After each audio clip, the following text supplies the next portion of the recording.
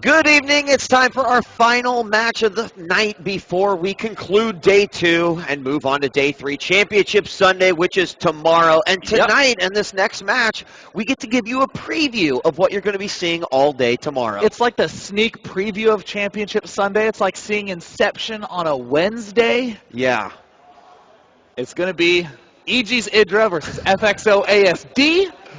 And I'm very excited to be in this casting seat because I know Sean D'Apollo Clark was exhausted from that double 6. Yeah, I mean, the moment he heard extended series, and then he's like, oh my gosh. Well, to date, the shortest extended series ever. Setting records here at MLG Summer Championship. Now, this is a big matchup, and why it's a big deal leading into tomorrow's matchups is that now no one is safe. Now, as players lose, they are being eliminated from the competition, given a place. Yeah, one of these two players is done, is gone, hacked off at the knees, and they have to hobble back crying to their hotel room for championship no fun day Sunday. Yeah, no fun day Sunday at all. Now, to be honest, both these players have had two completely different paths through this event. On one hand, you have FXOasd, a pretty straightforward, successful run through the open bracket, lost to the STC. He gets ejected down to this spot where he's just waiting, hanging out. IdrA, on the other hand, has been playing tons of matches. Won in the open bracket to go into groups. Got bumped down out of groups, now up against ASD. Was playing in WCS North American Regional where he got 3rd. IdrA's been playing all day. Yeah. And, I mean, getting 3rd place at WCS and landing himself a qualification spot to go to China for the WCS Grand Finals. That's quite an accomplishment. However, you know what? Why stop there, Sean? He actually has been playing really, really well this weekend. Yeah, IdrA doesn't strike me as a guy who says, that's enough, I'm done winning. Let's do it. I'm just going to quit. He's going to go ahead and try to knock down ASD. The map is going to be on Shakura's Plateau, a map that hasn't really been seeing a lot of light as of late, but that's okay. Dusting off the cobwebs, it's going to be a Ling Muta extravaganza. Oh, yeah. Let's introduce our players here in the southwest position as the Red Zerg. Taking 3rd in the WCS North American Finals. Give it up for this player, EG.IdrA.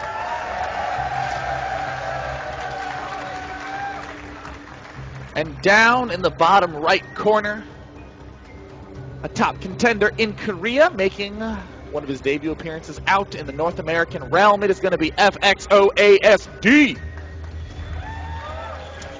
We did see another ASD matchup today. However, it was a TBT versus Select, and ASD did win those games. He was the first and last match of the day. Wow.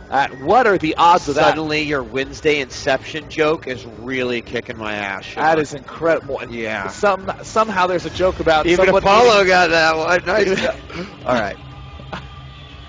To the game. That's what we call the alley-oop. Yes, we're going to be simultaneously commenting on things like this interesting barracks positioning, which is likely going to lead him to an early expand from ASD, and also on how D'Apollo is going to be reacting to our commentary.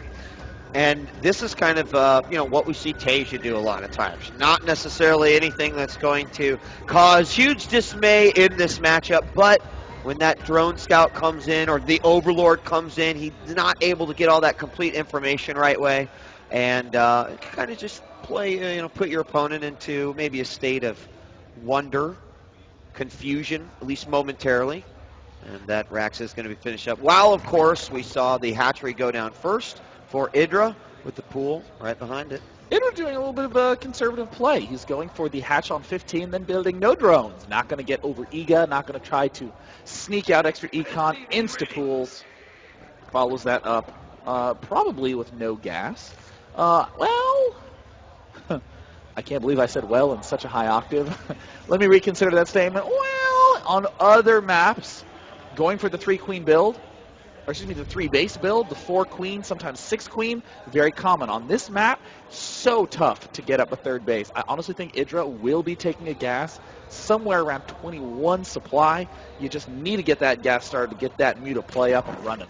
Yeah, and we've definitely seen him go that route before many, many times. In fact, to the point where a lot of guys would just basically go no gas up to those queens, but getting that initial 100 out for the speed can make a big difference. Of course, the racial matchup does dictate that, and also what your initial scout sees. But this Overlord has seen that the low ground CC is up. The barracks being built over on the other side, like, honestly, didn't make that big of a difference. One Marine came out, it floated over, so he lost a little bit of building time on a Marine. But nothing sneaky or crazy is going on here early in the game. The two Lings out, chasing away that SCV through the middle of the map. And on the overside, we do have two refineries immediately coming out from ASD. Yeah, this seems like ASD's prerogative to do the sort of standard Hellion play.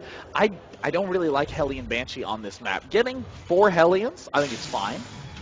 Going for 4 Hellion third command center, I think is the strongest. But going for the Hellion Banshee, that would strike me as a little bit of mistakeful autopilot out of ASD. On this map, what damage can you really do? What third is Zerg going to be taking? There's zero chance that Zerg wants to be doing that early on. So IdrA, I like his getting a 3rd queen to spread the creep, but not 4 queens to blow money on what he honestly want to spend. Yeah, and picking up the 2 geysers inside the natural instead of inside the main, and every Zerg player has sort of their preference on exactly how they like to take those gases. But this does, like you said, I think it's going to kind of lend to the 4 gas and the early layer, and there's the layer right away. So he doesn't even go spool. He spends all of his gas immediately on that layer, and he's going up to 4 extractors almost immediately, Sean. I like this standard tech on up to dat muta play. We see likewise ASD doing a very clever build on his own, doing the 3 barracks follow-up. Love these aggressive variants, and in fact, this looks a lot like the gold standard of 6 months ago, going for the Hellion play, and then starting to churn out a bunch of Marines to do a follow-up Hellion Marine medevac push. Yeah, now with the 1 single queen out, spreading creep, there's not a whole lot to be able to stop Hellions, and we literally have no unit. 2 Zerglings out, of course, at the towers, but no unit. There we see the Spine Crawler going down, so some level of defense here as the first 2 Hellions make their way over. Another 2 already coming out, and the engineering bay has started with, of course, Stim on the way. There is a second tech lab on the 3rd racks, and so Combat Shield in there. Combat Shield starts up almost immediately. So first Hellions doing their check-in, and wow, sees that creep is out. Going to try to deny, but with only 2 Hellions, going to have a difficult time doing that. But here comes looks their like brethren. No cute angling play on the Hellions to try to kill off the creep tumor by shooting one of his own. ASD, ooh, really wants to go aggro mode. He's actually going for the 3 barracks plate. Look at this, no starport. That is very unorthodox, and that's going to get ASD in a lot of trouble once these mulas start to pop. Again, IdrA has no intention of taking a 3rd base for a little while. He's just going to comfortably wait until he has mutalisks in production. And there's a great surround by the Zerglings on the 2 Hellions in the middle. And he loses just like a single Zergling. In fact, might even be able to get these 2 Hellions as well, but backs off. Does have some weak units there. And now that the lair is up, the spire's almost complete. You can see that it's being hid over in the northwest side of IdrA's base to try to avoid a potential scan or any other units maybe making their way in there. And he's going to be coming out with 8 mutas and +1 attack right out the bat. And the 3rd going down, and I do not like this timing push that ASD is setting up for himself. In production, he has, what, 9 Marines total? Oh my god, he is going to get totally rolled, DJ Wheat. Yeah, he's expecting infestors. I think so. And I'm not, he hasn't really done anything necessarily to confirm what could be happening. The first mutas are going to head over. There's literally going to be nothing here. The single Marine is not going to have good things to report back home. And there we go. First muta hits. How quickly are we going to see the turrets come up, or will he just send everything down to the natural? Looks like that's exactly what he's going to do. But as he sees the inevitable push that is coming, he realizes, oh, wow, I need these units back home, and pulls all of the mutas. I think this is the smart play out of IdrA. He knows he's going to clean up all these units almost for free. All he's got to do is make sure he doesn't lose this 3rd. But, this is a little bit of a mispositioning error, not engaging slightly sooner, waiting for those banelings. But, no cancel from IdrA. Cancel. But he's going to have the advantage here as he moves forward, baiting out with those mutas. If he can get the Hellions, here he moves in. Banelings are going to hit, but mostly on the Marauders, try to get rid of the Marines, and the Marines are gone. and the Mutas can take everything out here. More added to the mix, and with those, with the spine at the front and the queen, he will absolutely crush everything. Just an atrocious engagement by ASD. I mean, this is one of these, I almost want to call it the Korean illusion, where there's a lot of players who are just unbelievable when the opponent is playing in the predictable metagame. IdrA reverting back to this Mutalist style. This has been giving tons of Terrans huge problems, and IdrA doing his usual old school control that he was known for in MLGs. Yeah, absolutely. And I mean, the fact that you go with the lair before the speed, I mean, obviously there is some risk that is involved in that, but in this particular case, when your opponent can do nothing to virtually get that information that they need in order to combat it properly, and then they just run at you, allowing you to take out those units, you'd be in a good shape here. So, although it might seem like a minor risk, it really pays out big if you're able to do the damage. And here we just see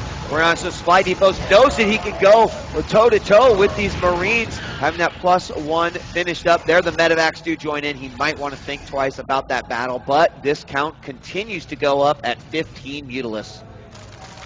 All IdrA needs to do is spot that third base, but such an uncommon timing for Terran to already have that third expansion up. I'm still not sure if it matters, because Terran is going to start feeling incredibly pressured to move down his ramp so he can actually protect and transfer up to that third. And look at this rally. DJ Wheat, the third command center, has rallied back to the natural.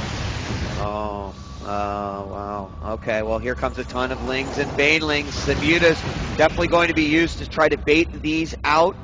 We do have siege mode on this tank.